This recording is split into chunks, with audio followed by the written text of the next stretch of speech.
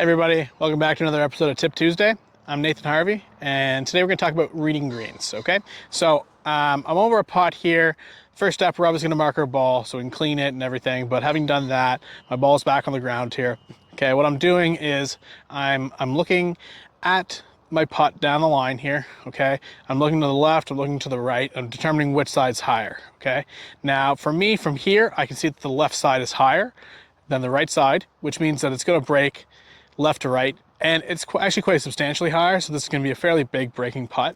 Okay, so that's how we would gauge, you know, if it's quite a large slope, then oftentimes you'll notice that it'll break quite a bit more. Okay, but say for instance I can't determine that. Okay, and in some of those putts, sometimes we're in tricky situations where we're not quite sure if it's going left to right, if it's straight, whatever. Okay, so what we're going to do now is we're going to flip around to the other side of the hole.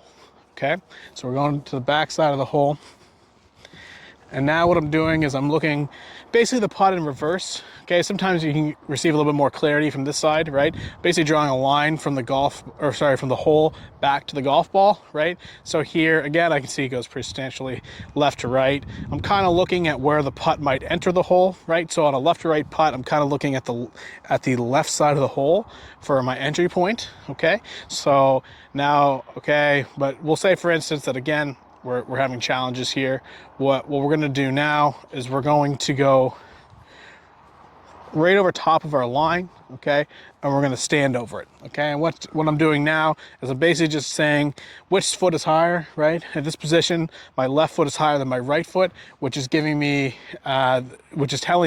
that the putt is going left to right. Again, it's pretty substantial. You could do this, and depending on how long the putt was, you could do it at different sections of the putt, right? So if I had a 30-footer, I might want to do, you know, final third, middle third, first third, to try to give myself an idea of how much it's going to break at which point of the putt, or if there's two different breaks, right?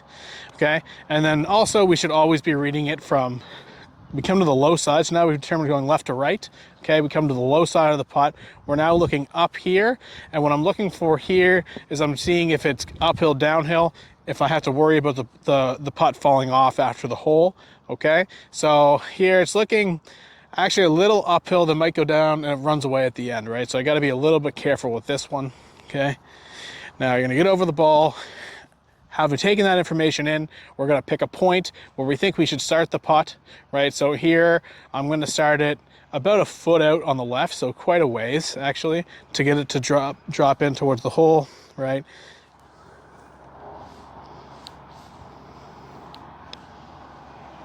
Hit a decent putt, and we made her. Perfect, okay? So I did the full view of all the different ways we can read the green, and what I determined was it breaks about a foot left to right, and we made the putt. Thanks.